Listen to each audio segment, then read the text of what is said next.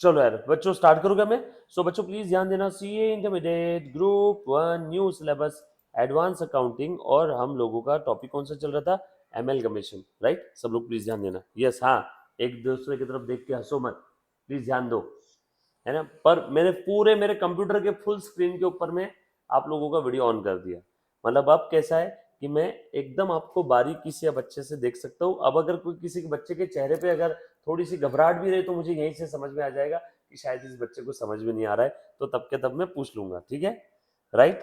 चलो अच्छे से ध्यान देना बेटा, हम लोग स्टार्ट करते हैं, आ जाओ बच्चों। सो अमेलगमेशन ऑफ कंपनी वाला टॉपिक हमारा चल रहा था, सभी के पास में उम्मीद करता हूँ ये नोट्स आगे रहेंगे। सो अमेलगमेशन का मतलब आसान भाषा में transfer of business from one और more company to some other company, and due to this transfer the business of the transferor company will cease to exist. अब सब लोग ब्रह्मांड की सारे तूफान को बंद करके ब्रह्मांड की सारी ऊर्जा को एक जगह लेके आओ और प्लीज यहाँ पे कॉन्सेंट्रेट करो। हम लोगों का टॉपिक चल रहा था amalgamation of companies. Basically amalgamation is a part of restructuring, corporate restructuring, है ना। उसमें भी हम लोग क्या कर रहे हैं, एक्सटर्नल रिकंस्ट्रक्शन देख रहे हैं। एक्सटर्नल और इंटरनल दो आपके टॉपिक है। एक्सटर्नल रिकंस्ट्रक्शन का बेस्ट एग्जांपल है एमेलगमेशन, और इंटरनल रिकंस्ट्रक्शन ये सेपरेट टॉपिक है जो आगे देखेंगे। सो बेसिकली हम लोग कॉर्पोरेट रिस्ट्रक्चरिंग देख रहे हैं, उसमें एक एग्जांपल है जब कभी भी कोई बिजनेस अपने आप को रिस्ट्रक्चर करना चाहता है तो वहां पे दो रास्ते हैं, या तो वो अपने बिजनेस को बेच दे, पैसा निकाल ले और अपने रास्ते चले जाए, या फिर वो बिजनेस को बेचेगा नहीं, वो बिजनेस को पूरा फिर से रिवैम्प करेगा, रिस्ट्रक्चर करेगा। इसे बोलते हैं इंटरनल रिकंस्ट्रक्शन। और अमलगमेशन के अंदर में हम लोग क्या कर रहे हैं, जो कोई भी लॉस मेकिंग कंपनी है या फिर ऐसी कंपनी है जो अपने आप को बंद करना चाहती है, अब वो संभाल नहीं पा रही है, तो क्या करेगी, वो अपने बिजनेस को किसी दूसरे के पास ट्रांसफर कर देगी, और वो सामने वाली कंपनी मोस्ट प्रोबेबली ये बिजनेस चलाएगी या नहीं चलाएगी, वो सामने वाले कंपनी का टेंशन। सो बेसिकली दो चीजें होती है, ध्यान से सुनना। रिकंस्ट्रक्शन की अगर मैं बात करूं तो एक है एक्सटर्नल रिकंस्ट्रक्शन, ये लिखने की जरूरत नहीं है। दूसरा है इंटरनल, ये आपका सेपरेट टॉपिक है, सेपरेट टॉपिक है। एक्सटर्नल रिकंस्ट्रक्शन का बेस्ट एग्जांपल क्या है, एमेलगमेशन। सो अमेलगमेशन के अंदर में क्या हो रहा है, बेसिकली ध्यान से सुना बेटा, यहां से आपका काम का टॉपिक है। बाकी जो मैंने रिस्ट्रक्चरिंग वगैरह बताया, रिकंस्ट्रक्शन बताया, ये सब जब आप फाइनल में जाओगे ना, तो फाइनल में आप मर्जर्स डीमर्जर्स एक्चुअल में देखोगे, आर्टिकलशिप के समय आपको देखने मिलेगा मोस्ट प्रोबेबली। यहां से आपको सारी चीजें समझ में आनी चाहिए अच्छे से, राइट। अब सब लोग अच्छे से ध्यान देना, क्या क्या चीज हमने देख ली थी, जरा मुझे एक बार बता देना। हमने ये देखा था, आप सभी लोग जानते हो कि आज के टाइम पे there can be a different strategies to ensure the business continue to exist or to increase the market share by eliminating the competitor। ये सारी लड़ाई चल रही है मार्केट शेयर बढ़ाने के लिए। दो कॉम्पिटिटर कंपनी है, एक का मार्केट शेयर 20% है, एक का मार्केट शेयर मान लो 10% है, तो 20% 10%। अब ये दोनों कंपनी ने सोचा क्यों ना साथ मिल जाए, या फिर इस बड़ी कंपनी ने सोचा क्यों ना इस दूसरे 10% वाले शेयर वाले कंपनी को अक्वायर कर लिया जाए। ये दोनों भी एग्जांपल एमेलगमेशन के, आपको याद आ रहा है क्या, या तो दो कंपनी मिलकर के एक नई कंपनी हो जाएगी, बेस्ट एग्जांपल वोडाफोन आइडिया, या फिर एक एग्जिस्टिंग किसी दूसरे एग्जिस्टिंग को अक्वायर कर लेगी, बेस्ट एग्जांपल टाटा ने जो जगुआर को अक्वायर किया था, लैंड रोवर को, यस और नो। सो ये दोनों भी एग्जांपल एमेलगमेशन के ही है। अब मुझे एक बात बताओ, इससे होगा क्या, वोडाफोन और आइडिया का शेयर था मान लो 20% 10%, मिलने के बाद इनका शेयर 40% हो गया। सर हिसाब से तो 20 और 10 30 होना चाहिए, दोनों मिलने के बाद 40 कैसे हो गया, इसको बोलते हैं सिनर्जी बेनिफिट। सिनर्जी बेनिफिट में क्या होता है, जनरली 2 + 2 = 4 नहीं होता है, सिनर्जी बेनिफिट में 2 + 2 = 5 हो जाता है, बरोबर है। प्लीज किसी मैथ्स के टीचर को ये वीडियो मत बताना सर 2 + 2 5 कैसे हुआ, सिनर्जी बेनिफिट बोलते हैं, एक और एक 11, एक और एक 2 नहीं, यस और नो। सो वोडाफोन और आइडिया दोनों मिल करके जब एक कंपनी बन गए, तो वोडाफोन और आइडिया का जितना इंडिविजुअल शेयर था उससे ज्यादा शेयर हो गया दोनों का मिलने के बाद में, इसका इंडिविजुअल 20 था, इसका 10 था, दोनों मिलने के बाद 20 और 10 30 नहीं हुआ, 40% हो गया। बेसिकली क्या है, ये अलग अलग स्ट्रेटेजीज होती है। वन ऑफ द स्ट्रेटेजी क्या है, कॉम्पिटिटर के साथ मिल जाओ या कॉम्पिटिटर को अक्वायर कर लो, ये सुनो, ये सब स्ट्रेटेजी हम लोग रिस्ट्रक्चरिंग के पार्ट में क्लासिफाई करते हैं। बेसिकली ये सब क्या है, रिस्ट्रक्चरिंग ऑफ द बिजनेस। आपको समय समय पे सुनने मिलता है काफी बार, एक कंपनी ने दूसरे को अक्वायर कर दिया, इसने अपने आप को बेच दिया, दो मिलकर के एक नई कंपनी पैदा हो गई, ये सब रिस्ट्रक्चरिंग है। रिस्ट्रक्चरिंग क्यों करते हैं, मार्केट शेयर बढ़ाने के लिए, शेयर मार्केट प्राइस बढ़ाने के लिए, प्रॉफिट बढ़ाने के लिए, कस्टमर बेस बढ़ाने के लिए, इज्जत रुतबा पैसा बढ़ाने के लिए, यस और नो। उसके बाद अब यहाँ पे रिस्ट्रक्चरिंग में एक बहुत ही प्यारा टर्म है जो बार बार रियल लाइफ में आपको देखने मिलेगा, वो है corporate marriages. Corporate marriages, Vodafone idea की मैरिज ही तो हुई, कॉर्पोरेट मैरिज, वोडाफोन आइडिया दोनों मिलकर के बन गए वीआई। उसके बाद स्ट्रेटेजिक अलायंस, बिजनेस पार्टनरिंग, ये सब वर्ड का सेम ही मतलब है। इस टाइप की जो स्ट्रेटेजीज है ना, दो कंपनी मिलकर के एक नई पैदा हो गई, एक एग्जिस्टिंग ने दूसरे कंपनी को एक्वायर कर लिया, दोनों मिल गए, तो ये सब स्ट्रेटेजीज के लिए कुछ प्यारे प्यारे वर्ड है, कॉर्पोरेट मैरिजेस, उसके बाद स्ट्रेटेजिक अलायंसेस, है ना, ये सारे वर्ड्स का मीनिंग सेम है। आपके दिमाग में थोड़ा बहुत ये एक आइडिया आ रहा होगा कि अमलगमेशन करते कैसे, वो तो मैं सिखा दूंगा, क्यों करते हैं अमलगमेशन ये समझ में आया कि सभी को थोड़ा बहुत, पक्की बात, सिंपल एकदम, है ना। ये एग्जाम के अंदर में नहीं आएगा इंट्रोडक्शन, बस ये टॉपिक से आपकी थोड़ी बहुत दोस्ती करवाने के लिए, फील गुड करवाने के लिए, थोड़ा सा आपको वार्म अप करवाने के लिए थोड़ा सा इनिशियल आइडिया दिया है। उसके बाद अमलगमेशन का मीनिंग हमने ऑलरेडी देख लिया, ट्रांसफर ऑफ बिजनेस। बिजनेस मतलब क्या होता है बेटा, बिजनेस मतलब ट्रेडिंग अकाउंट होता है, बोलो बेटा मेरे साथ साथ, बिजनेस मतलब ट्रेडिंग अकाउंट होता है, प्रॉफिट एंड लॉस अकाउंट होता है, या बैलेंस शीट होती है। बिजनेस मतलब क्या होता है, ट्रेडिंग, P&L या बैलेंस शीट।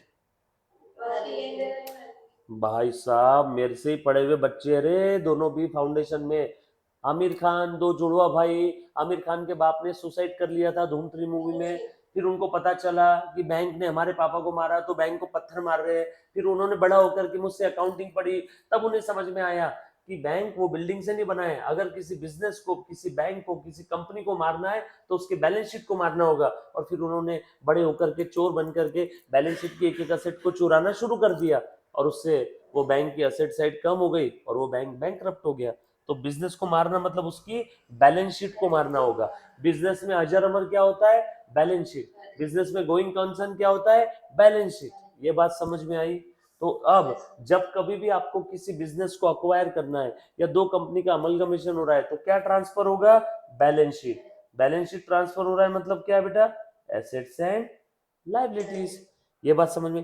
ट्रेडिंग P&L तो हर बार वैसे ही क्लोज होने वाले, ट्रेडिंग P&L तो हर बार वैसे ही क्लोज होने वाले है ना। तो इसीलिए बिजनेस अगर बेचना है तो क्या बेची जाती है, balance sheet.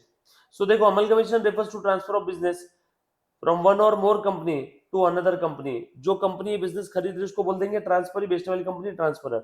Scheme approved by the share holders. अच्छा, ये स्कीम शेयर होल्डर से अप्रूवल करवा के लेंगे क्या, शेयर होल्डर से इस स्कीम का अप्रूवल लेंगे या नहीं लेंगे, लेना पड़ेगा ना, यस। तो शेयर होल्डर से हम लोग इस स्कीम का अप्रूवल लेने वाले हैं। सब लोग अच्छे से ध्यान से सुनना, आ जाओ। सर कैसे अप्रूवल लेंगे, जनरल मीटिंग में रिजोल्यूशन पास करवा के, and subject to approval of the High Court. कुछ कुछ केसेस में आपको कोर्ट का भी अप्रूवल लेना पड़ सकता है, बट छोड़ो वो तो लॉ का पार्ट है, हमें यहाँ पे देखना है क्या, नो, हम लोगों को यहाँ पे प्योर अकाउंटिंग एस्पेक्ट देखना है। दस, in the case of amalgamation, assets and liability of the transferor will become the assets and liability of transferee. बदले में ट्रांसफरी से हमें क्या मिलेगा, consideration. wherever company and is in substance transferred not to an outsider but to another company consisting of substantially of the same shareholders with a view of its being continued by the transferee, there is external reconstruction. Such external reconstruction essentially covered under the category of amalgamation in the nature of merger. आपको याद आ रहा है मैंने merger के लिए 5 condition बताई थी, yes sir. क्या बोला था मैंने मर्जर के लिए, जब कभी भी कोई एक कंपनी की दूसरे कंपनी को एज इट इज एक्सेप्ट करे, तू जैसी है वैसी मेरी, तेरा बिजनेस आगे मैं कंटिन्यू करूंगा, तेरे शेयर होल्डर मेरे शेयर होल्डर, है ना, तेरे मम्मी पापा लाइक मेरे मम्मी पापा, तेरे शेयर होल्डर्स मेरे शेयर होल्डर्स, यस और नो। तो इस टाइप के अमलगमेशन को हम लोग क्या बोलेंगे, amalgamation in the nature of merger. ऐसा किसने बोला, AS 14 ने। डिटेल में इसकी सारी कंडीशंस, यहाँ पे कौन कौन सी कंडीशंस दी है, बस इतना ही बोला है कि कंपनी सारी एसेट्स और लायबिलिटी ट्रांसफर कर रही है। उसके बाद substantially of the same share holders भी ट्रांसफर हो जाएंगे, बिजनेस भी आगे कंटिन्यू रहेगा। इसको हम लोग क्या बोलते हैं, amalgamation in the nature of merger.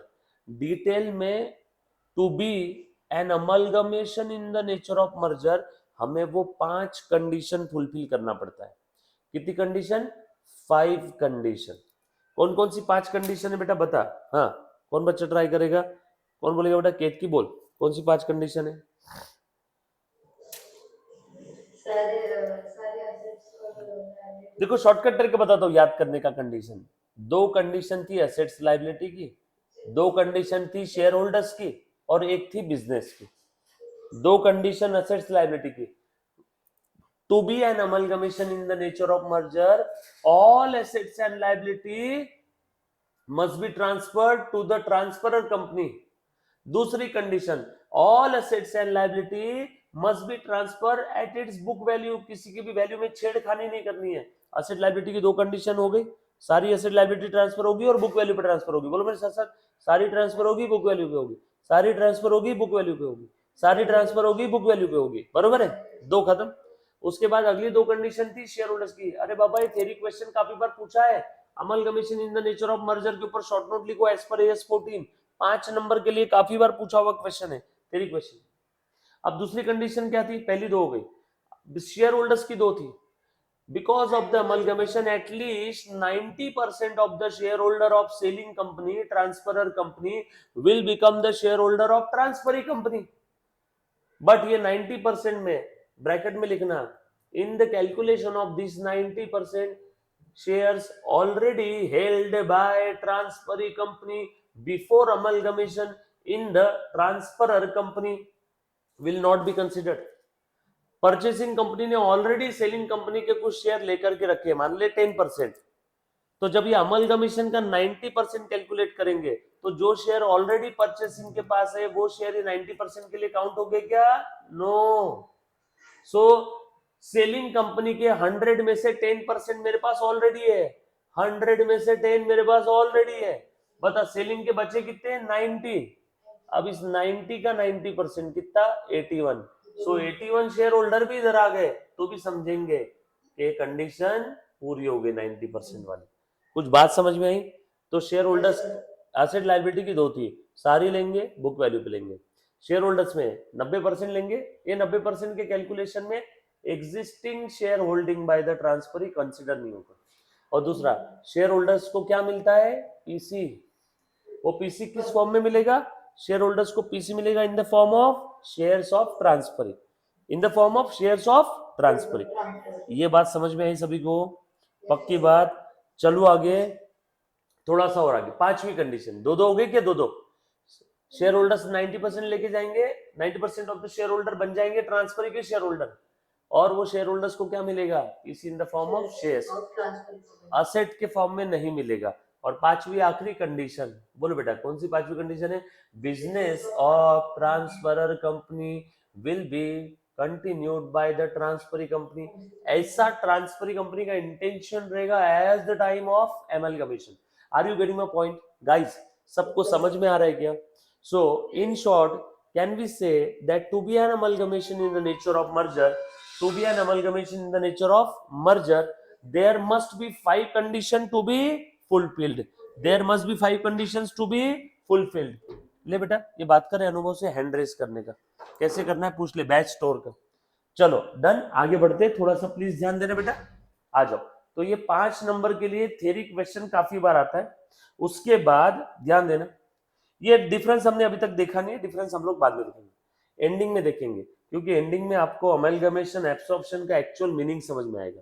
कुछ क्वेश्चंस हम लोग एब्सॉर्प्शन के देखेंगे, कुछ एमलगमेशन के देखेंगे, बट गाइस अकाउंटिंग 100% दोनों में बिल्कुल सेम रहेगी, बरोबर।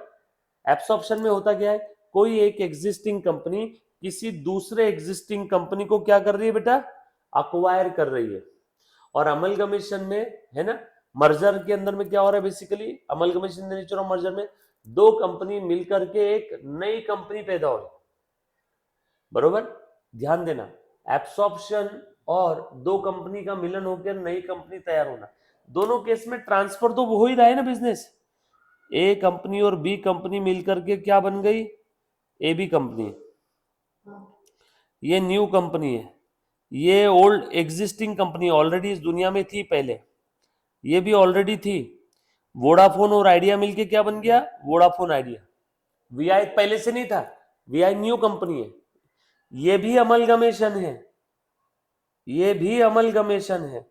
और मान लो टाटा ने अक्वायर कर लिया लैंड रोवर को, ये भी एग्जिस्टिंग कंपनी है बेचने वाली, और जो खरीदने वाली है वो भी एग्जिस्टिंग कंपनी, दोनों एग्जिस्टिंग कंपनी है, ये भी अमलगमेशन है, ये भी अमलगमेशन है। सर दोनों अमलगमेशन कैसे, बताओ, अमलगमेशन का मीनिंग क्या था, amalgamation refers to transfer of business, क्या ए ने अपना बिजनेस ट्रांसफर किया ए बी को, यस, क्या बी ने अपना बिजनेस ट्रांसफर किया ए बी को, यस, तो हो गया, और ये ए और बी ट्रांसफर करने के बाद बंद हो गए, यस, खेल खत्म, ये अमलगमेशन। क्या लैंड रोवर ने अपना बिजनेस ट्रांसफर किया टाटा को, यस, क्या ये ट्रांसफरी कंपनी है, यस, क्या यहाँ पे ये ट्रांसफरी कंपनी है, यस, ये ट्रांसफरर कंपनी है, ये ट्रांसफरर कंपनी है, यहाँ पे दो दो ट्रांसफरर है, यहाँ पे एक ही है, बट क्या फर्क पड़ता है तो ना अमलगमेशन, अमलगमेशन मतलब transfer of business from one और more company to some other company, that other company is called as transferee, transferee, transferee और purchasing company, transferee और purchasing company, yes और no। उसके बाद थोड़ा सा आगे बढ़ते, अभी हम लोग ये डिफरेंस नहीं देखेंगे, आ जाओ आगे बढ़ेंगे थोड़ा। Types of amalgamation, amalgamation nature of merger, purchase, purchase के लिए कोई टेंशन लेने वाली बात नहीं है, जो amalgamation amalgamation in the nature of merger नहीं है वो सब परचेस है। To be an amalgamation in the nature of merger, ये 5 कंडीशन फुलफिल करना है, 2 कंडीशन असेट लायबिलिटी की, दिख रही है क्या, 2 कंडीशन शेयर होल्डर्स की, दिख रही है क्या, और एक कंडीशन बिजनेस की, 2 2 1, बरोबर है, देख लिया हमने ऑलरेडी, कंडीशन है पढ़ी थी हमने प्रीवियस लेक्चर्स में भी, देखिए बेटा। उसके बाद business of transferor company, please ध्यान देना बेटा, मुन्ना प्लीज ध्यान देना, ये नोट्स बस मैं अभी इसके लिए बता रहा हूँ, मैं जानता हूँ आपने चीजें पढ़ी लिखी होगी, ये सब पहले पढ़ा हुआ है, बट ये इसलिए मैं बता रहा हूँ बस ताकि एक बार नोट्स में आप कुछ काला पीला गोद के रख दो, ये नोट्स अभी अभी आपके हाथ में है ना, बहुत मेहनत लगी है नोट्स को बनाने के लिए, आप किसी भी नोट्स के साथ कंपेयर करोगे, सिंप्लीफाइड लैंग्वेज में स्टेप बाय स्टेप सारी चीजें लिख करके दी है, कहीं कुछ दिमाग नहीं लगाना है, put the value get the answer, एकदम लॉजिकल वे में हर चीज देखेंगे, कितना भी ब्रह्मांड का खतरनाक क्वेश्चन आ जाओ, बस जो स्टेप्स बता रहा हूं उतना लिख देना, out of out number pocket में, कहीं दिमाग लगाने का काम नहीं है, इतने सिंपल तरीके से बताया हुआ है हर एक चीज, इसमें जो काफी सारे सेंटेंसेस है वो भाई ने मन से इजाद किए हैं, है ना, मॉड्यूल को मद्देनजर रखते हुए ताकि आपको समझने में आसानी हो जाए, राइट, आ जाओ। So business of the transferor company is intended to be carried on after the amalgamation by the transferee, ये लास्ट वाली कंडीशन देखी ना सभी ने, बरोबर है, अब उसके बाद मेथड, ये 5 कंडीशन समझ में आ गई सभी को, 1 2 3 4 5, अब आप लिख पाओगे क्या है पांचों कंडीशन, थ्योरी क्वेश्चन वहां पे मार्क करके रख देना, लिख लेना वहां पे थ्योरी क्वेश्चन फॉर 5 मार्क्स,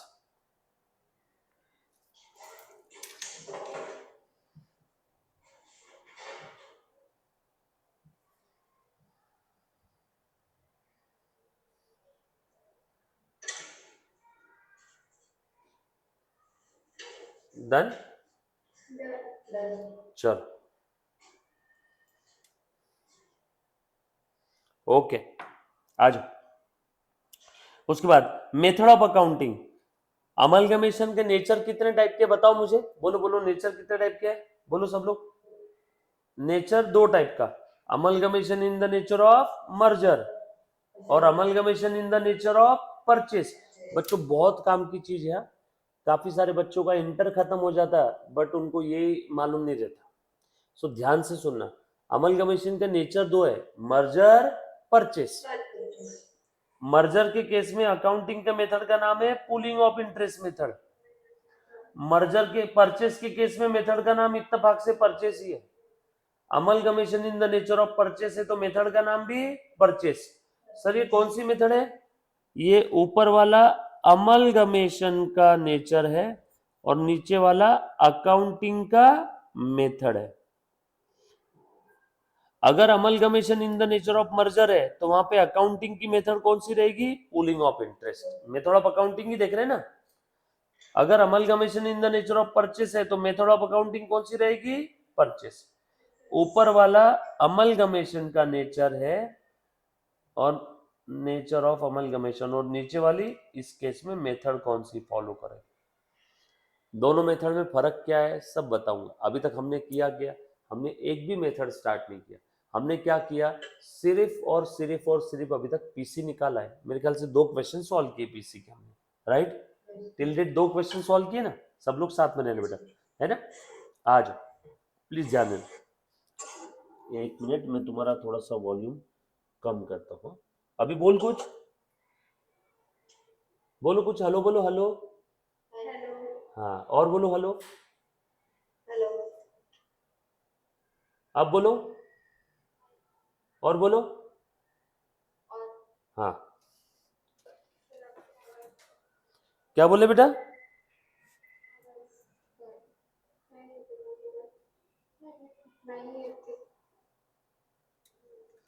हाँ अभी क्लियर है?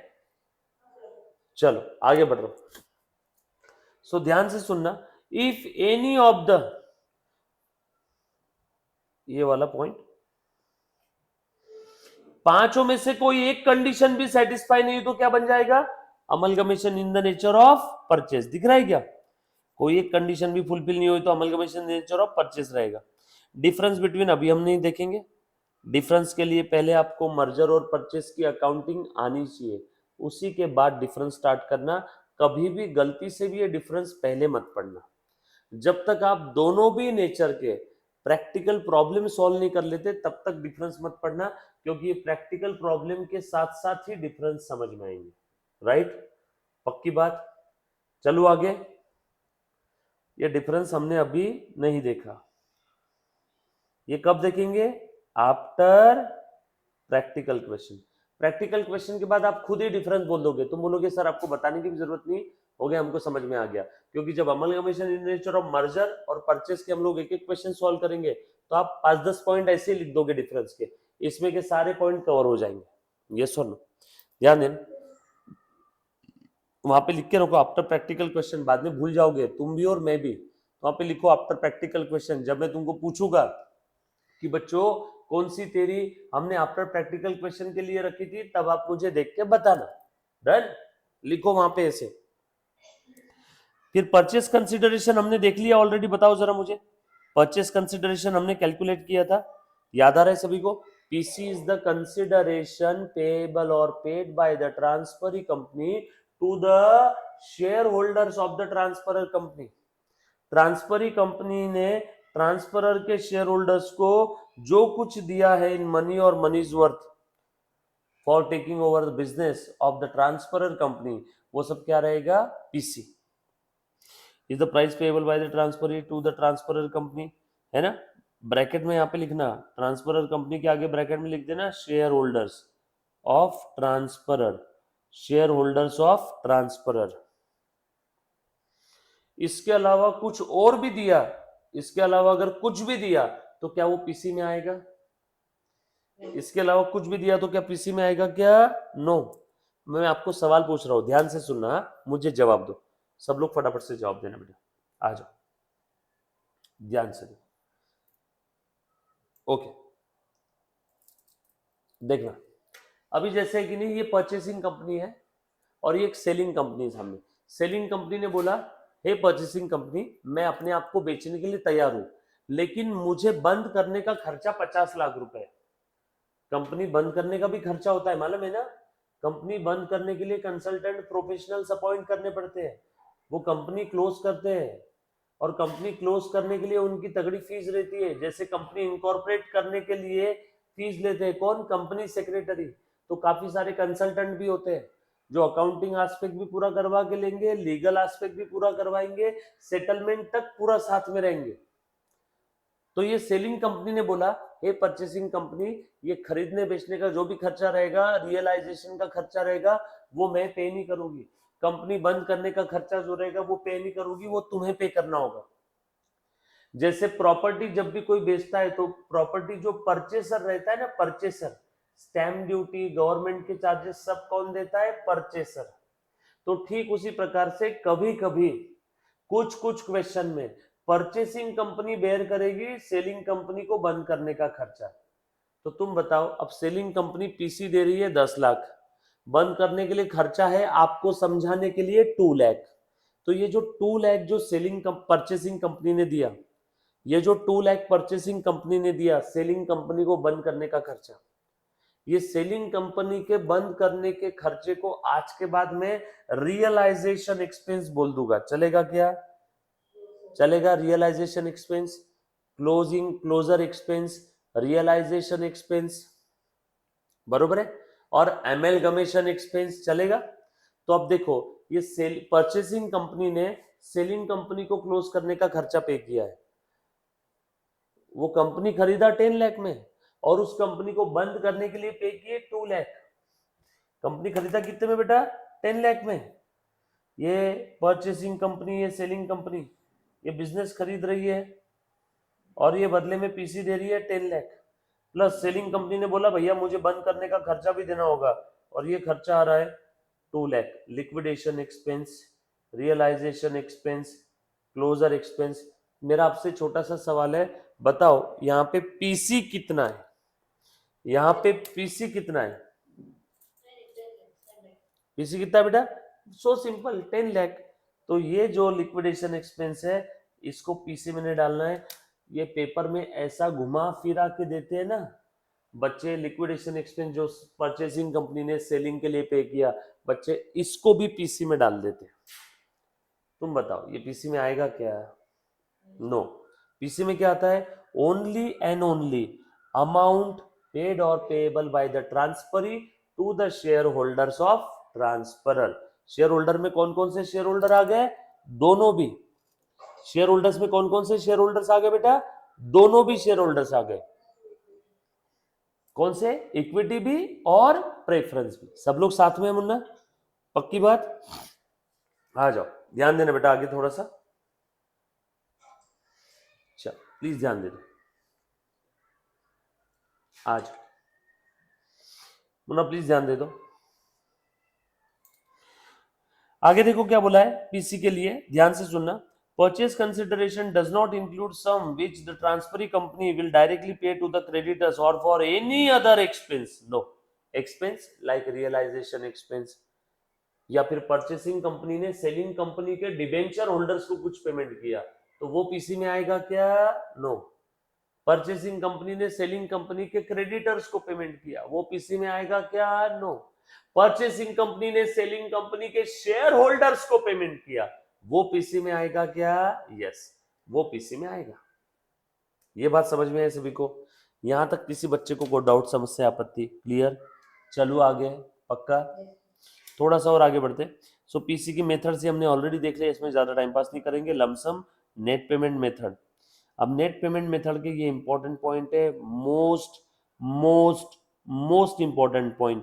पहली बताता हूं, कम से कम 50 क्वेश्चन सॉल्व करने के बाद जो उसकी मलाई है ना, वो मलाई यहाँ पे निकाल के रखी है। ये इंपॉर्टेंट पॉइंट आपको कोई किताब में देखने नहीं मिलेंगे। ये इंपॉर्टेंट पॉइंट 40-50 क्वेश्चन सॉल्व करने के बाद जो समझ बनी, उस समझ को शब्दों के रूप में मैं आपके सामने रख रहा हूं। Most important point in the case of net payment method. चल, तीनों मेथड का मतलब मालूम है सभी को। सबसे पहले तो एक है लमसम मेथड, बरोबर है। एक कौन सी है, लमसम मेथड। दूसरा कौन सा है बेटा, नेट पेमेंट मेथड। तीसरा कौन सा है बेटा बताओ, net asset method. Lump sum method में आपको डायरेक्टली पीसी का अमाउंट दिया हुआ है, lump sum amount given in the question, no need to calculate the PC. उसके बाद net payment method, here net payment made to the share holders of the transferor company is given. क्या दिया, किस form में दिया, कितने का दिया है, सारी चीजें दी है। बैलेंसिंग फिगर वगैरह कुछ बोला नहीं है। जैसे एक क्वेश्चन हमने सॉल्व किया था, balance will pay to the equity share holders in cash, खेल खत्म, सब काम खराब हो गया। जैसे ही वो पिछले वाले पीसी के क्वेश्चन में बैलेंस वर्ड आ गया था ना, वो नेट पेमेंट नहीं रहा, फिर वो क्या बन गया था, नेट असेट। याद आया क्या पिछला वाला क्वेश्चन, वो एक वर्ड ने उस नेट पेमेंट मेथड को नेट असेट बना दिया था, पिछला प्रीवियस वाला पीसी का क्वेश्चन।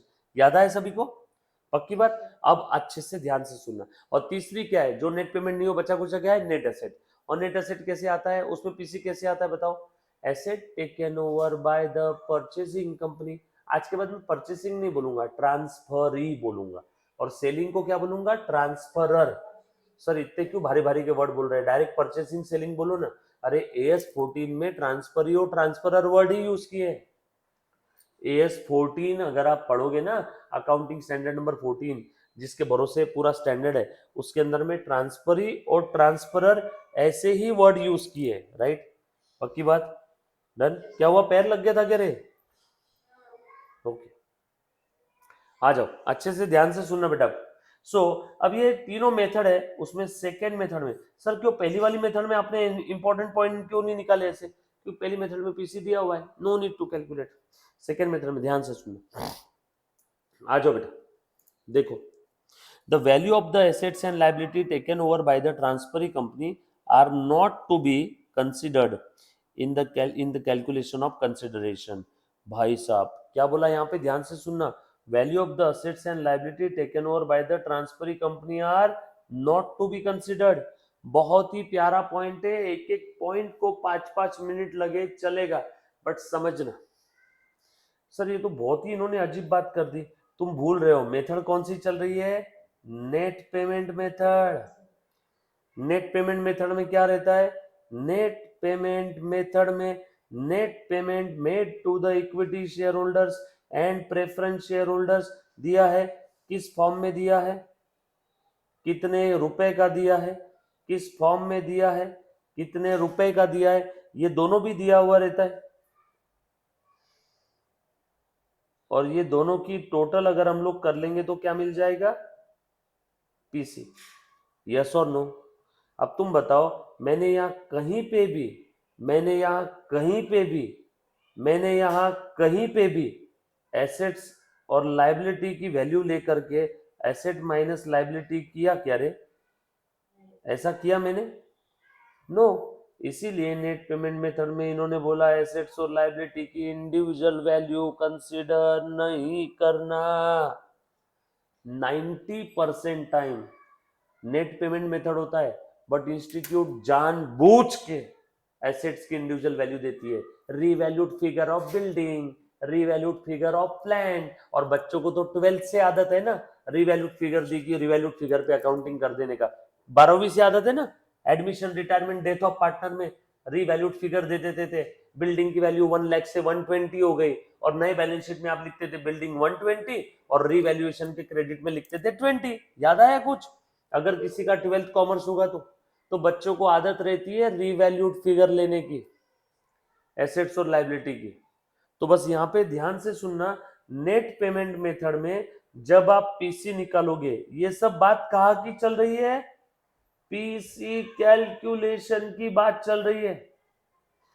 तो नेट पेमेंट मेथड में जब आप पीसी कैलकुलेट करोगे तो सेलिंग कंपनी के एसेट्स और लाइबिलिटी की रीवैल्यूड फिगर कंसीडर नहीं करना नेट पेमेंट मेथड में। मैं एक शॉर्टकट तरीका बताऊं क्या, नेट पेमेंट मेथड में बस यही देखना और इसके अलावा बाकी कुछ नहीं देखना, बस ये देखना, net payment made to preference share holders and equity share holders. ये लास्ट में जो सेंटेंस बोला 10 सेकंड में, वो याद रहेगा क्या, पक्की बात। और नहीं भी याद रहा तो मैंने लिख करके दिया है, the value of the assets and liability taken over, या अग्रीड वैल्यू जो भी रहेगा by the transferee company are not considered in the calculation of purchase consideration. Clear, क्यों क्योंकि मेथड का नाम क्या है, नेट पेमेंट। नेट असेट अगर रहता तो मैं असेट्स और लायबिलिटी की वैल्यू ले लेता। कौन सी मेथड रहती तो ले लेता बताओ?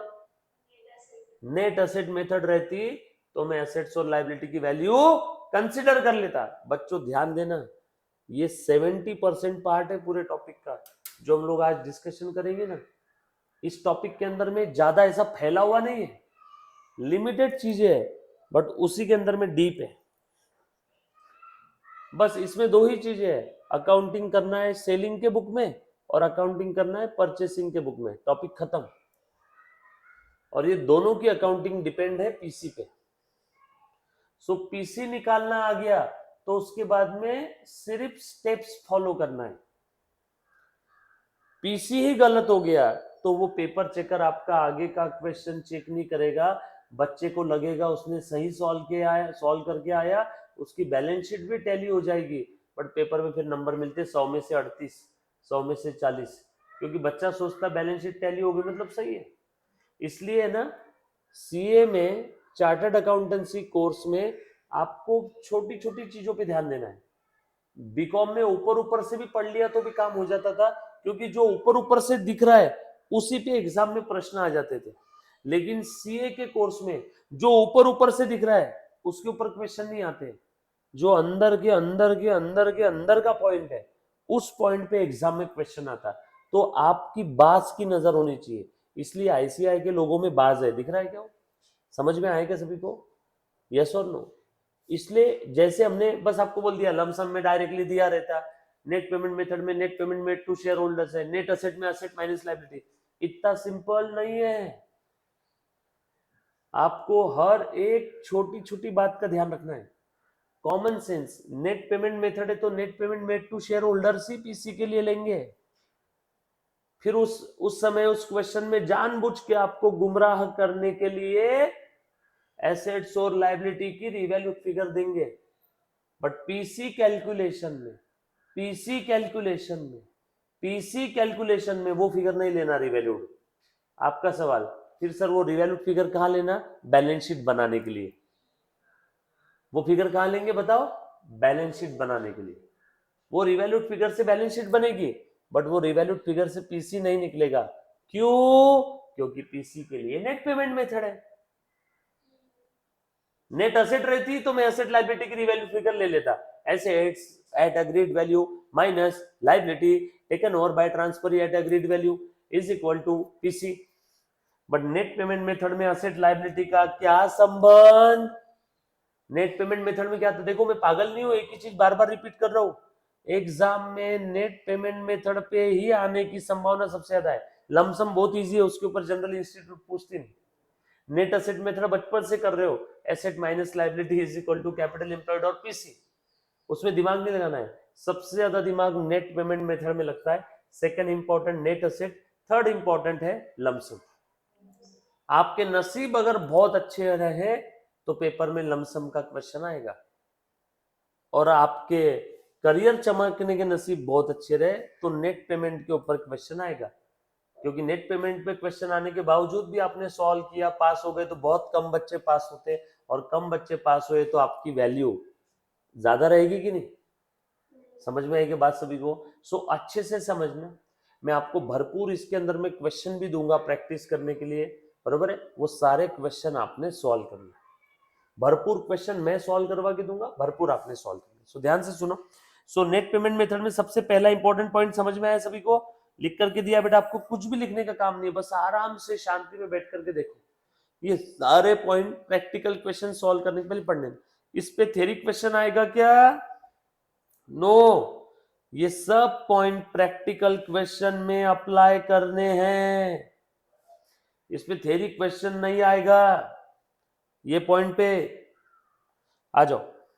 हाँ, इस पे एमसीक्यू आ सकते हैं, क्योंकि एमसीक्यू डीप में पूछेंगे, वो कोई तो एक पॉइंट निकाल के एमसीक्यू में पूछ लेंगे। नेट पेमेंट मेथड जब हम लोग यूज करते हैं तो वी विल कंसिडर और we will not consider in PC calculation, तो एसेट्स और लायबिलिटी की एग्रीड वैल्यू कंसिडर नहीं करेंगे, बरोबर है? आ जाओ। थोड़ा सा अब है ना, आपको इंटर में आने का एहसास होना शुरू हो जाएगा एक दो दिन में। पहला टॉपिक बाय बैक ऑफ हमने देखा था सिक्योरिटी का, बहुत इजी था, राइट? आराम से सभी को आ गया। अब धीरे धीरे हम लोग एक एक लेवल आगे जाते। ऐसा समझो हमने एक साथ 2 स्टेप लिया है बेटा, बट ये टॉपिक है ना, अगर मेरे हिसाब से करोगे तो ब्रह्मांड का सबसे इजी टॉपिक हो जाएगा।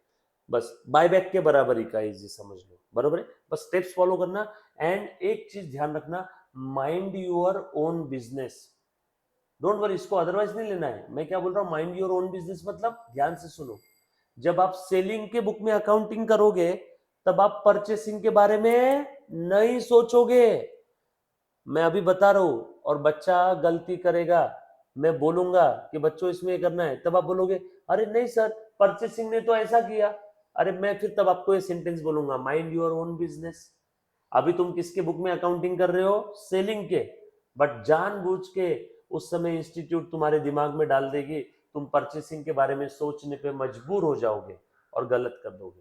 माइंड योर ओन बिजनेस का मतलब है जब सेलिंग के बुक में अकाउंटिंग करोगे तो think from the point of view of selling company.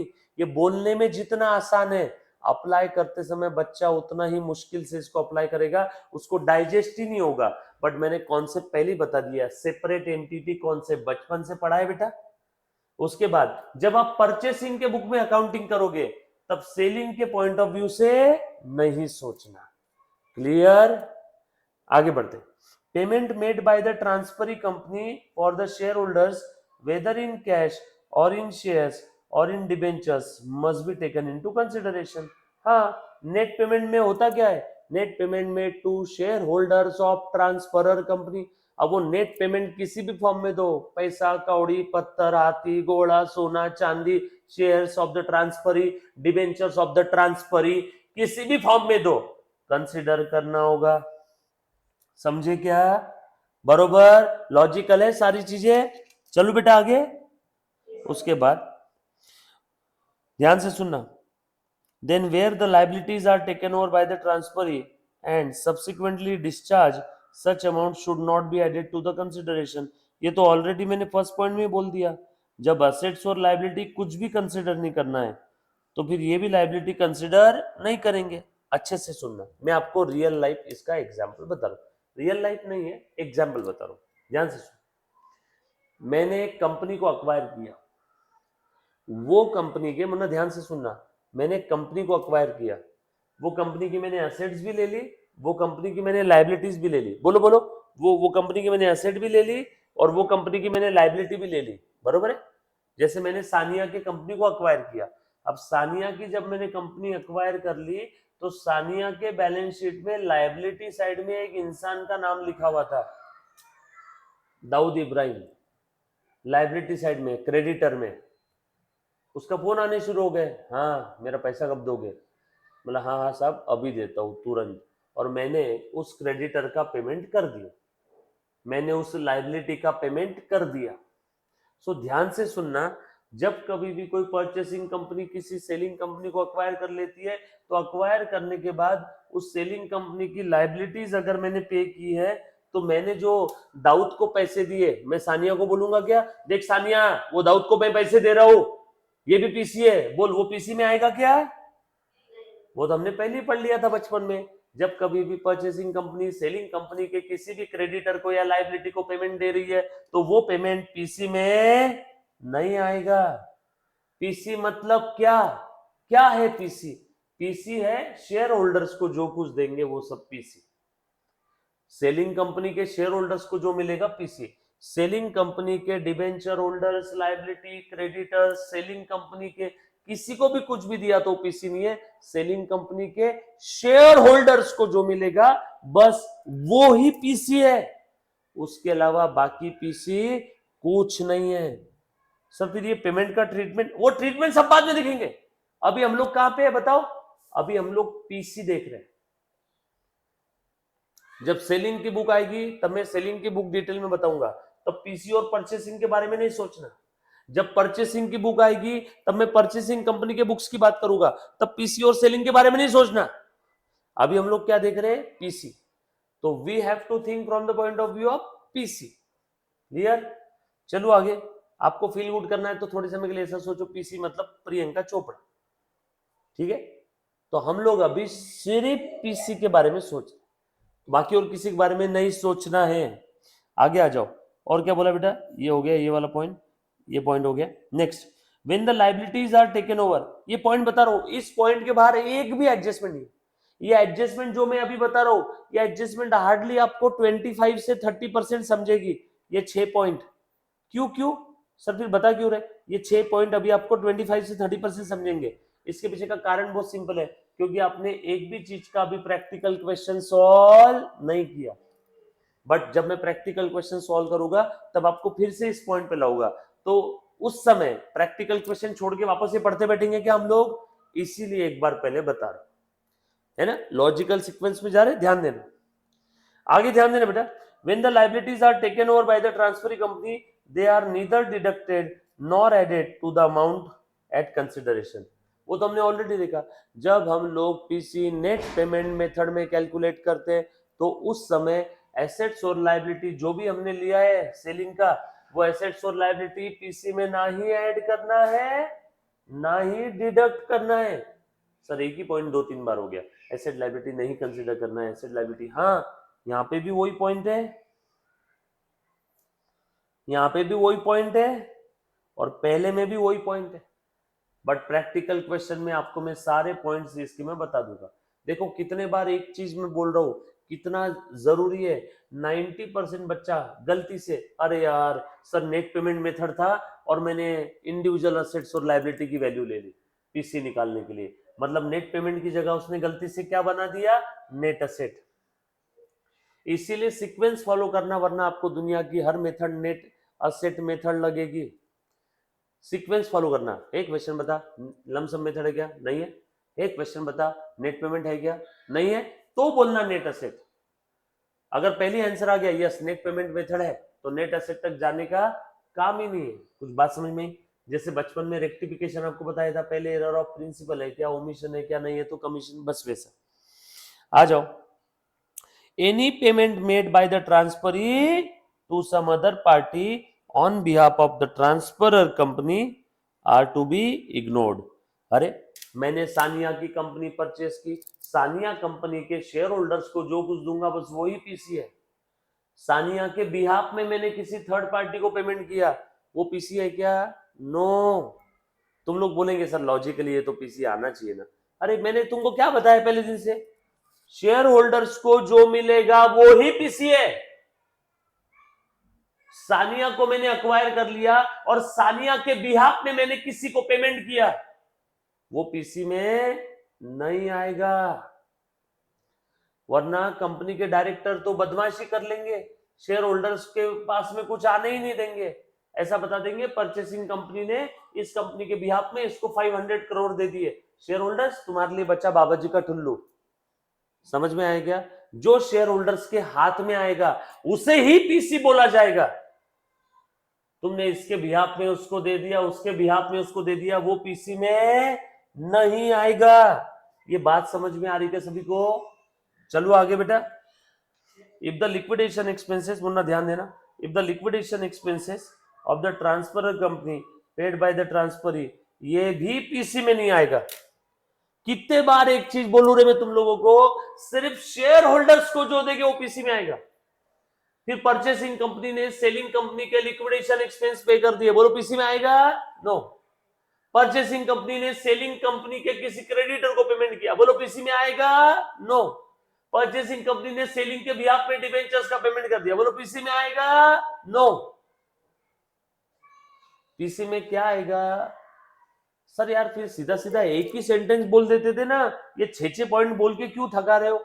अरे बाबा मैं एक सेंटेंस ही बोलता था पहले, जब मैं अनअकैडमी पे था एक ही सेंटेंस बोलता था। बट होता क्या था, बच्चे किसी के बाप की सुनते ही नहीं। एक सेंटेंस में बोल देता था कि whatever the consideration paid by the transferring company to the share holders of the transferor company is called as PC. इतना एक बोलने के बाद में बच्चे क्या करते थे, 90% टाइम सेलिंग ने परचेसिंग के क्रेडिटर्स को पेमेंट किया, वो भी पीसी में डाल। सर सेलिंग ने पैसा तो दिया ना, अरे मैं जितना भी पैसा दे रहा हूं क्या सब पीसी है क्या? कुछ बात समझ में आ रही क्या? पीसी क्या है? जो सेलिंग के शेयर होल्डर्स को मिलेगा सिर्फ और सिर्फ वो ही पीसी है। सेलिंग ने परचेसिंग के डायरेक्टर को अलग से पैसे दे दिए, सेलिंग ने परचेसिंग के क्रेडिटर को पैसे दिए, सेलिंग ने 5000 करोड़ दे दिए अपने परचेसिंग कंपनी ने, सॉरी सेलिंग नहीं, परचेसिंग कंपनी ने सेलिंग के बिहाफ में 5000 करोड़ पे कर दिया, क्या वो पीसी में आएगा क्या? नो, पीसी में सिर्फ वो ही आएगा जो सेलिंग कंपनी के शेयर होल्डर्स को मिला from purchasing company. Are you getting the point? अब समझ में आए? एक 40-50% तक पहुंचे, इसमें बचाओ 50% कहां पे पहुंचेंगे हम लोग? प्रैक्टिकल में। कुछ बच्चों ने अच्छे से ध्यान दिया होगा तो 100% समझ में आ गया रहेगा, नहीं ध्यान दिया होगा इट्स ओके। रिकॉर्डेड वाले बच्चों की बात कर रहा हूं, टेंशन लेना मत, यहां से प्रैक्टिकल क्वेश्चन में आएगी सारी चीजें, ध्यान देना। उसके बाद एक और है बेटा, नेट असेट, ये वाली मेथड प्रैक्टिकल क्वेश्चन के साथ, ये नेट पेमेंट मेथड का ही क्या है? वेरिएशन है। Share exchange ratio method is nothing but, बस नेट पेमेंट मेथड में थोड़ा सा बदलाव किया। क्या बदलाव किया, किसके साथ बताऊंगा? विथ, ऐसा लिखो, विथ प्रैक्टिकल क्वेश्चन। बेटा जब भी मैं बोलूं विथ प्रैक्टिकल क्वेश्चन तो आप प्लीज लिखना, फिर मैं आपको वापस उस पॉइंट पे लाऊंगा और वो पॉइंट आपका क्लियर कराऊंगा। इसमें ना सीक्वेंस बहुत मायने रखता है। इंटर में 90% टाइम बच्चे रॉन्ग सीक्वेंस में पढ़ाई करते हैं इंटर की, तो कहीं ना कहीं उनको समझ भी नहीं आती चीजें कि अब सर अब क्या करें। थोड़ा सा सीक्वेंस मैटर करता है, और मैं जो सीक्वेंस बता रहा हूँ उस सीक्वेंस में सारी चीजें समझना। समझ में आने के बाद फिर आप कोई भी सीक्वेंस में कुछ भी करो, कोई भी टॉपिक का कोई भी क्वेश्चन उठा के सॉल्व करो, कोई दिक्कत नहीं, बट समझ में आने के बाद। आगे आ जाओ, लास्ट में बचा कुचा क्या है? Balancing figure, net asset method, asset taken over eight there revalued figure if any, otherwise eight their book value. ओहो, कितने प्यारे सेंटेंस में लिखा है। जो कोई भी असेट ट्रांसफरी कंपनी लेके जा रही है, वो सारी असेट की जो भी रिवैल्यूड फिगर रहेगी वो रिवैल्यूड फिगर पे लेना है। मान लो सुनो, transferee company, purchasing company, selling company की 3 असेट लेके जा रही है, लैंड, बिल्डिंग, प्लांट, ऐसा लिखा है। Purchasing company taken over land, building, plant. बोलो बेटा, लैंड, बिल्डिंग, प्लांट। लैंड का रिवैल्यूड फिगर दे दिया है, बिल्डिंग का रिवैल्यूड फिगर दे दिया है, प्लांट का रिवैल्यूड फिगर दिया नहीं है, तो बताओ क्या प्लांट लेके नहीं गए? वो बच्चे एग्जाम में पीसी में लेते ही नहीं, सर प्लांट का तो रिवैल्यूड फिगर दिया ही नहीं है, इसलिए मैंने आगे क्या लिख दिया? Otherwise at book value. बरोबर है क्या? So land, building, plant 3 asset लेके गए, तो इसमें से 2 असेट की रिवैल्यू फिगर दी है तो रिवैल्यू फिगर, तीसरी असेट जो लेके गए, तीसरी असेट जो लेके गए उसकी रिवैल्यू फिगर नहीं है तो बुक वैल्यू, और चौथी एक और असेट थी फर्नीचर, बताओ उसकी कौन सी वैल्यू लेंगे? सेलिंग कंपनी की फोर्थ एक और असेट थी फर्नीचर नाम की, सेलिंग कंपनी के पास एक असेट और बची पड़ी थी इसके बाद, अमल कमीशन के बाद, फर्नीचर, उसकी कौन सी वैल्यू लेंगे? मारता पकड़ के दोनों को, फर्नीचर का कुछ नहीं लेंगे, भूल गए क्या? Taken over, taken over, taken over, furniture वो लेके ही नहीं गया, छोड़ देना उस फर्नीचर को दिल पे पत्थर रख के। बच्चे क्या करते हैं मालूम है? नेट असेट मेथड में सेलिंग कंपनी की सारी असेट ले लेते हैं, लैंड, बिल्डिंग, प्लांट, फर्नीचर, अरे लेके कौन सी गया? सिर्फ 3, तो फर्नीचर के ऊपर क्यों बुरी नजर रख रहे हो? तुम्हारा है क्या फर्नीचर? समझ में आ रहा है क्या? जो असेट लेके गए वो ही असेट लेके जाना, और उसमें भी लैंड, बिल्डिंग, प्लांट में इसकी रिवैल्यूड फिगर दी थी, इसकी दी थी, इसकी नहीं दी थी, बट प्लांट लेके गए क्या? यस। रिवैल्यूड फिगर दिया है क्या? नो, तो कौन सी फिगर लेंगे? Book value. प्लांट लेके गए क्या? यस। प्लांट की रिवैल्यूड फिगर दी है क्या? नो, तो कौन सी लेंगे? Book value. प्लांट लेके गया क्या? यस। प्लांट की रिवैल्यूड फिगर दी है क्या? नो, तो कौन सी लेंगे? Book value. फर्नीचर की कौन सी लेंगे? लेंगे ही नहीं सर, बेवकूफ मत बनाओ, हमें भी मालूम है उतना कि फर्नीचर वो लेके ही नहीं गया, जब लेके ही नहीं गया तो काहे का बुक वैल्यू और काहे का रिवैल्यूड फिगर। समझ में आई क्या बात? बच्चे कहां गलती करने वाले हैं, अब आपको थोड़ा बहुत समझ में आ रहा होगा, यस और नो? आपसे गलती नहीं होनी चाहिए, नहीं तो एक को पकड़ पकड़ के धोऊंगा, मैं पहले बता रहा हूं, ठीक है? हर एक चीज डिटेल में, एकदम शांति में। सो ध्यान से सुनना बेटा आगे। और उसके बाद less liabilities taken over eight there agreed value, और जो लाइबिलिटीज लेके गए उसकी अग्रीड वैल्यू नहीं है तो उसकी बुक वैल्यू। बट ये किसकी बात चल रही है? जो लाइबिलिटीज लेके गए उसके। अब आपका सवाल, सर क्वेश्चन में बस इतना ही बोला है कि net asset taken over by the transferee, net asset method है, आप कौन सी असेट लेके जाना? सवाल आएगा ना? आपके मन में बहुत सारे सवाल आ रहे होंगे, मैं बेट लगाता हूं आपके मन में जितने सवाल आ रहे हैं ना उसके जवाब ऑलरेडी नीचे लिखे हुए जो आपके मन में आ सकते हैं। दिख रहा है क्या सभी को?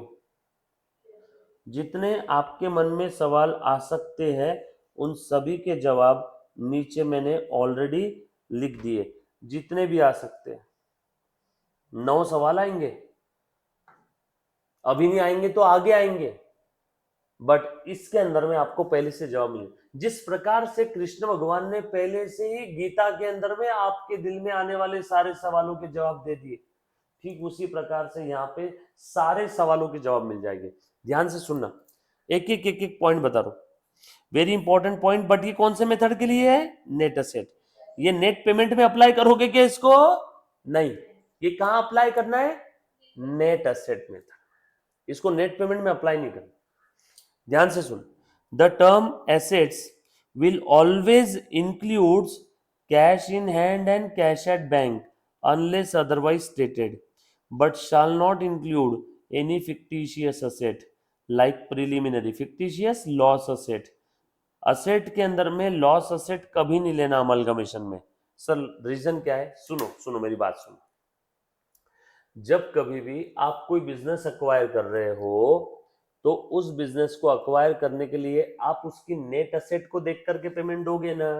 इस बिजनेस में कितनी असेट्स है, कितनी मिल रही नेट असेट, कितनी लायबिलिटी जा रही, तो उस बिजनेस में आप फिक्टिशियस असेट भले ही आपको दिख रही है बैलेंस शीट के असेट में, आप उस फिक्टिशियस असेट को कंसिडर करोगे क्या?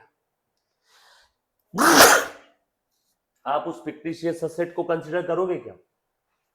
कोई बोलेगा यस सर मैं तो करूंगा फिक्टिशियस असेट को कंसिडर। ठीक है कर ले, फिक्टिशियस असेट लेना चाहता है ले। बोल फिक्टिशियस असेट की रिवैल्यूड फिगर बाय डिफॉल्ट हर बार कितनी होती है? 0। अरे बचपन में मैंने पढ़ाया है सबको, काल्पनिक असेट रिवैल्यूड, काल्पनिक असेट फिक्टिशियस असेट की हर बार रियलाइजेबल वैल्यू, मार्केट में बेचने जाओगे या उसकी रिवैल्यूड फिगर कितनी रहेगी हर बार? 0। तो कंसिडर कर भी लिया तो क्या लिखोगे? 0। इसलिए मैंने पहले बता दिया कि नॉट इंक्लूड फिक्टिशियस असेट। जब कभी भी तुम किसी का बिजनेस अक्वायर करोगे तो उन असेट्स में नेट असेट मेथड अगर है तो उसमें फिक्टिशियस असेट कंसिडर नहीं करोगे। नेट असेट मेथड में फिक्टिशियस कंसिडर नहीं करोगे। अब किसी बच्चे के मन में सवाल आ रहा होगा सर नेट असेट में कंसिडर नहीं करेंगे, नेट पेमेंट मेथड में? नेट पेमेंट मेथड में असेट लायबिलिटी एक तो भी कंसिडर होती है क्या? नेट पेमेंट मेथड में असेट लायबिलिटी आती ही नहीं। कुछ बच्चा बोलेगा सर लमसम में, लमसम में तो कुछ भी नहीं आता, डायरेक्ट पेमेंट दिया रहता है। अरे कुछ बात समझ में आ रही क्या मैं क्या कहना चाह रहा हूं? यस और नो? थोड़ा बहुत? पक्का? एकदम शांति में, चिंता मत करना, आपको नहीं समझ में आया 10 बार बोलना, वापस 10 बार बताऊं, सिर्फ पूछना, जहां डाउट आया वहां पे बोलना। आ जाओ, उसके बाद आगे देखो बेटा, तो यहाँ पे asset in always include cash in hand cash at bank unless otherwise stated. ये अनलेस अदरवाइज स्टेटेड का मतलब क्या है? कभी कभी ऐसा बोला जाता है, कभी कभी ऐसा बोला जाता है कि परचेसिंग कंपनी सेलिंग की सारी असेट ले रही है एक्सेप्ट कैश बैंक। सर अब ये क्यों? ध्यान से सुनना, सेलिंग कंपनी को धंधा बंद करने के लिए पैसे लगेंगे ना भैया, सारा पैसा परचेसिंग कंपनी लेके चलेगी कैश बैंक, तो सेलिंग कंपनी वो लिक्विडेटर को, सेलिंग कंपनी बिजनेस क्लोज करने के लिए प्रोफेशनल को कहां से पैसा देगी रे? सेलिंग कंपनी को कुछ खर्चे करने पड़ते हैं, फॉर्मेलिटी पूरी करनी पड़ती है। हो सकता है कोई क्रेडिटर परचेसिंग कंपनी लेके नहीं गए तो उस क्रेडिटर को पेमेंट कौन करेगा? Selling company. सेलिंग कंपनी के सारे क्रेडिटर थोड़ी ना लेके जाएगी, हो सकता है कुछ कुछ क्रेडिटर नहीं लेके गई, परचेसिंग कंपनी बोल रही है हे सेलिंग कंपनी ये क्रेडिटर मैं नहीं लेके जाऊंगी, ये तू तेरे पास ही रख, तो उस क्रेडिटर का पेमेंट कौन करेगा? सेलिंग कंपनी तो बंद हो रही है, तो सेलिंग कंपनी को उस क्रेडिटर का भी पेमेंट करना है ना। धंधा बंद करना मतलब धंधे की बैलेंस शीट बंद करना, और धंधे की बैलेंस शीट बंद करना है तो सारी लायबिलिटी पे ऑफ करना पड़ेगा कि नहीं? अरे यस और नो? हाँ, तो फिर सेलिंग कंपनी को उसके पास कैश चाहिए ना बंद करने के लिए, तो इसीलिए कभी कभी ऐसा बोला रहता है परचेसिंग कंपनी सारी असेट लेके जा रही है एक्सेप्ट कैश बैंक, इसलिए यहां पे मैंने लिख दिया अनलेस अदरवाइज स्टेटेड। अगर ऐसा बोला है purchasing company taking over all asset, तो समझ जाना कैश बैंक भी लेके जा रही, सब लेके जा रही। अगर ऐसा बोला है purchasing company taking over all asset except cash bank, तो उस समय कैश बैंक नहीं लेके जाना। और कुछ भी बोला हो, कुछ भी ना बोला हो, फिक्टिशियस असेट कभी भी पीसी में नहीं आएगा नेट असेट मेथड में। फिक्टिशियस असेट पीसी में नहीं आएगा। सर नहीं ना, लिख लेते ना, लिख भी लिया तो कितना लिखोगे? 0। बाय डिफॉल्ट इंप्लाइड है, इस ब्रह्मांड का त्रिकालवादी सत्य है, फिक्टिशियस असेट की रिवैल्यूड फिगर कितनी होती है? 0। अगर किसी को लिखना भी है तो कितना लिखना होगा? 0। इसीलिए मैंने पहले ही, कुछ बच्चे फिक्टिशियस गलती से बुक वैल्यू पे लिख देते हैं, वैसा मत करना। If any particular asset is not taken over, अब तुम बताओ सेलिंग कंपनी की कोई एक असेट वो लेके नहीं गए, तो अब उस असेट की जिम्मेदारी किसकी है रे मुन्ना? सेलिंग कंपनी की कोई एक पर्टिकुलर असेट अगर वो नहीं लेके गए, तो उस असेट की अब जिम्मेदारी है किसकी? सेलिंग कंपनी की। सेलिंग कंपनी उस असेट को बेचेगी, पैसे लेके आएगी। कोई अगर लायबिलिटी नहीं लेके गए, तो उस लायबिलिटी की भी जिम्मेदारी किसकी है? सेलिंग कंपनी की। कुछ बात समझ में आई बेटा सभी को? यहां तक किसी बच्चे को कोई डाउट है? सिंपल है एकदम। उसके बाद हाँ बोल बेटा।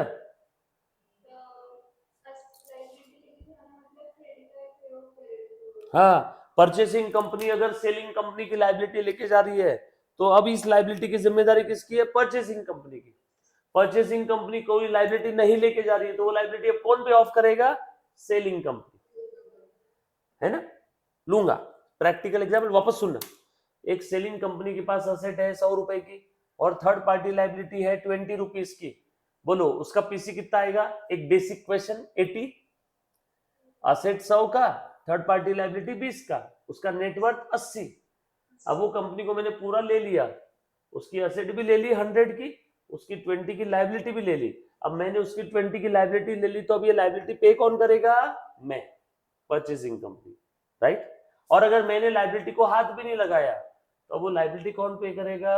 Selling company. किसी का नुकसान होगा क्या इसमें? No.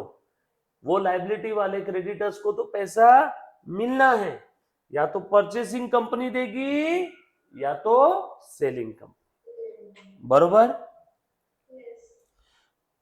So any particular asset is not taken over, अगर कोई असेट नहीं लेके गए तो वो असेट पीसी में आएगी क्या? नो, बरोबर। ध्यान से सुनना जरा, ये भली कंडीशंस जो आपको मैं कुछ इंपॉर्टेंट पॉइंट्स बता रहा हूं ना, ये इंपॉर्टेंट पॉइंट्स को मद्देनजर रखते हुए इस टॉपिक को मत डिसाइड करना।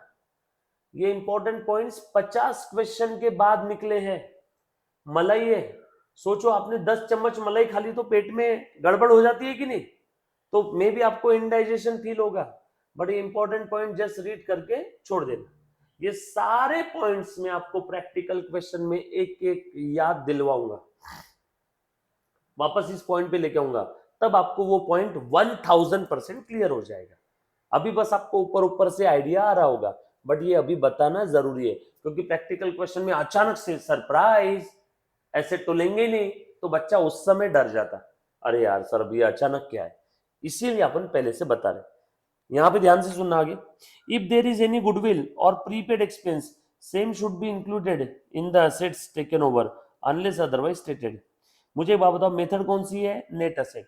नेट असेट मेथड में अगर ऐसा बोला है परचेसिंग कंपनी ने सेलिंग कंपनी का गुडविल भी ले लिया, परचेसिंग कंपनी ने सेलिंग कंपनी के प्रीपेड एक्सपेंस भी ले लिए, अब ले लिए तो फिर पीसी रहेगा ना, पीसी में आएगा ना। नेट असेट मेथड में क्या आता है बताओ? नेट असेट में आता है ऑल एसेट टेकन ओवर। अब गुडविल भी ले लिया तो गुडविल भी पीसी में ले लो, प्रीपेड एक्सपेंस भी ले लिया, क्योंकि गुडविल फिक्टिशियस नहीं है। नेट एसेट मेथड में क्या आता है? Assets taken over. Asset taken over में प्रीपेड भी आ सकता है, यस, गुडविल भी आ सकता है, यस, तो वो कंसिडर करेंगे।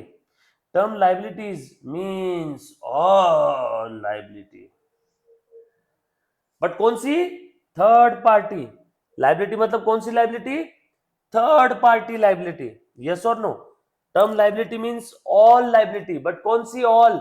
शेयर कैपिटल रिजर्व सरप्लस मत लेना। लाइबिलिटी का मतलब होता है थर्ड पार्टी लाइबिलिटी। ध्यान से सुनना, एक कंपनी की एसेट है 100 की, उसकी लाइबिलिटी है 20 की, बताओ नेट एसेट कितनी है? 80, तो वो 80 पीसी है, वो पीसी किसको मिलेगा? शेयर होल्डर्स को। नेट एसेट मेथड से पीसी निकालते हैं, तो asset taken over minus liabilities taken over, तो ये कौन सी लाइबिलिटी होती है? वो जो बाहर वालों को देना है, वो नहीं जो शेयर होल्डर्स को देना है, वो जो बाहर वालों को देना है, थर्ड पार्टी। नहीं तो बच्चे बोलेंगे सर बैलेंस शीट के लाइबिलिटी साइड में तो शेयर कैपिटल भी था, वो भी ले लेना है क्या इसमें? No, liability means third party. Liability means third party, जो बाहर वालों को देना है। बच्चे गलती करते हैं, बच्चे लाइबिलिटी साइड में दिख रहा है सभी ले लिया, कभी कभी उनका मैच हो जाता है, एसेट और लाइबिलिटी इक्वल, सर पीसी 0 आ रहा है, ऐसा करते। वैसा मत करना। Liability means only third party. उसके बाद क्या बोले बेटा? रिजर्व सरप्लस किसका रहता है बता सानू? एक बच्चे ने सवाल पूछा सर रिजर्व सरप्लस का क्या? रिजर्व सरप्लस किसका होता है? मालिक का, शेयर होल्डर्स का, तो वो थर्ड पार्टी में आएगा क्या? सेलिंग कंपनी के शेयर होल्डर्स फंड, ये थर्ड पार्टी लाइबिलिटी नहीं है। Equity share capital third party नहीं है, preference share capital third party नहीं है, रिजर्व सरप्लस ये थर्ड पार्टी नहीं है। ये सब किसका है? शेयर होल्डर का। थर्ड पार्टी मतलब शेयर होल्डर के, सेलिंग कंपनी के शेयर होल्डर के अलावा जो बाहर वाले लोग हैं, वो सब क्या है? Third party. जैसे debenture, bank overdraft, term loan, bill payable, creditor, ये सब थर्ड पार्टी। बरोबर? पक्का समझा? चलो आगे। उसके बाद ध्यान से सुनना सब लोग, आगे दिया है द टर्म ट्रेड लाइबिलिटी। भयंकर गलतियां करते बच्चे। ट्रेड लाइबिलिटी दोनों बच्चों, ये ट्रेड लाइबिलिटी और लाइबिलिटी दोनों अलग अलग चीज है। Trade liability means trade creditors and bill payable only, only trade payables and trade creditors and bill payable. Trade liability does not include other liabilities to the third party like bank OD, debenture, outstanding loan, term loan, provision for tax, tax liability, ये सब नहीं आएगा। क्या बोला यहाँ पे? Only and only and only trade liability. Trade liability means trade creditors and bill payable, जिनसे उधारी में माल लिया, जिनसे उधारी में माल लिया और उन्होंने अपने ऊपर बिल ड्रॉ किया, जिनसे मैंने क्रेडिट बेसिस पे गुड्स लिया और उन्होंने मेरे ऊपर बिल ड्रॉ किया। बिल ड्रॉ किया मतलब मेरे लिए क्या आया? Bill payable. Bill payable, payable towards whom? Payable towards my supplier. Supplier यानी ट्रेड क्रेडिटर्स। यस और नो? सो आज के बाद ध्यान रखना, ट्रेड लाइबिलिटी में बिल पेएबल और ट्रेड क्रेडिटर्स ही आएंगे, बाकी और तीसरा आता है क्या? नो। ये ट्रेड लाइबिलिटी और लाइबिलिटी में फर्क है, ये देखने नहीं मिलेगा कहीं पे, ये दोनों अलग चीज है। अगर ऐसा बोला परचेसिंग कंपनी लाइबिलिटी लेके जा रही है तो समझ जाना सारी थर्ड पार्टी लाइबिलिटी। अगर ऐसा बोला है परचेसिंग कंपनी ट्रेड लाइबिलिटी लेके जा रही है तो समझ जाना सिर्फ ये दो लेके जा रही है, बाकी और कुछ भी नहीं लेके जा रही है। ये बात समझ में आई क्या रे? पक्का समझा सभी को? चलो आगे। उसके बाद The term liability shall not include any past accumulated profit reserve. ले सानो, तूने यही पूछा था ना सर लाइबिलिटी साइड में जो रिजर्व सरप्लस है, क्या बोला था? तुम्हारे मन में जो भी सवाल आएंगे उस सब सवालों के जवाब यहाँ पहले से लिखे हुए हैं। उसके बाद रिजर्व बिलोंग्स टू, क्या लिखा था बेटा यहाँ पे? Reserve belongs to equity share holders, reserve मालिक का है, मालिक थर्ड पार्टी नहीं है। इफ एनी फंड और portion of any fund denotes liability to the third party, the same must be included in the liability. अगर कोई फंड है, अगर कोई फंड है, कंपनी ने कोई फंड बनाया किसी बाहर वाले के लिए, सर एग्जांपल देना ऐसे बाहर वाले के फंड का, एग्जांपल बता दो बाहर वाले के फंड का। सुनो, कंपनी ने वर्कमैन के लिए फंड बनाया, देना ही है पैसा, कंफर्म है, या कंपनी ने कोई और बाहर वाले के लिए फंड बनाया, तो वो सब लायबिलिटी के अंदर में आ जाएगा। कंपनी ने अपने फ्यूचर के लिए कोई फंड बनाया तो वो एज गुड एज रिजर्व है, फिर वो थर्ड पार्टी लायबिलिटी नहीं है। फिर उसके बाद में ध्यान से सुनो बेटा, एनी फंड और portion denotes liability to the third party, ये आएगा लायबिलिटी में। Such as staff provident fund, workman saving bank account, workmen's profit sharing fund, workmen's compensation fund up to the amount of claim. मैंने workman के compensation का fund बनाया, हर साल मेरे फैक्ट्री में 10-20 वर्कर का हाथ टूटता है, पैर टूट जाता है, किसी को और कोई इंजरी हो जाती है, तो मुझे उन सभी के लिए पेमेंट करना पड़ता है, तो उसे बोलते हैं वर्कमैन कंपेंसेशन। मुझे कंपेंसेशन देना पड़ेगा ना, मेरे फैक्ट्री में काम करते समय हाथ टूट गया तो कंपेंसेशन मैं दूंगा ना, यस और नो? मेरे फैक्ट्री में, हाँ, तो वो कंपेंसेशन मुझे हर साल देना पड़ता है, तो मैं उसके लिए पहले से फंड बना के रखता हूँ, तो वो थर्ड पार्टी है। बट वो जो फंड मैंने बनाया उसमें से कितना अमाउंट थर्ड पार्टी है, उतना ही जितने का मेरे ऊपर क्लेम चल रहा है या मैंने क्लेम एक्सेप्ट कर लिया। मैंने वर्कमैन कंपेंसेशन फंड बनाया 100 करोड़ का, लेकिन मेरे ऊपर उस समय वर्कमैन की केस जो चल रही है, जो मैं हार गया, वो थी सिर्फ 2 करोड़ की, तो इसमें थर्ड पार्टी लायबिलिटी 100 करोड़ है, 2 करोड़ है, ओनली 2 करोड़। समझ में आई क्या बात सभी को? पूरा 100 करोड़ नहीं, उतना ही जितना देना है। तुम्हारा क्या, तुम तो बहुत सारा फंड बना लोगे और सेलिंग कंपनी के शेयर होल्डर्स को बोल देंगे डायरेक्टर, तुम्हारे लिए अब कुछ बचा ही नहीं, तुमको कुछ नहीं मिलेगा पीसी में, ऐसा चलेगा क्या? नो, सिर्फ उतना ही थर्ड पार्टी लायबिलिटी में आएगा जो क्लेम है। If any liability is not taken over by the transferee company, same should not be included. कोई लायबिलिटी लेके नहीं गए तो आएगी क्या? कौन सी लायबिलिटी आती है बताओ? Taken over. Not taken over आता है क्या? No. And the term business will always means both the assets and liabilities of the, ये तो हमने बचपन से पढ़ा। धंधे का मतलब होता है एसेट्स एंड लायबिलिटी, धंधे का मतलब होता है बैलेंस शीट। बिजनेस में अजर अमर क्या है? Balance sheet. बिजनेस में परमानेंट क्या है? Balance sheet. Business means balance sheet. ये बात समझ में आई क्या सभी को? यहां तक किसी बच्चे को कोई डाउट, समस्या, आपत्ति? ऑल सेट, पक्का? कल हम लोग ये सारी कंडीशंस अप्लाई करेंगे और हम लोग वेंडर कंपनी के बुक में, है ना, अकाउंटिंग करेंगे और हम लोग पीसी भी कैलकुलेट करेंगे। वेंडर के बुक्स में अकाउंटिंग करेंगे और पीसी भी कैलकुलेट करेंगे। Done? Thank you very much guys, love you all, take care, bye.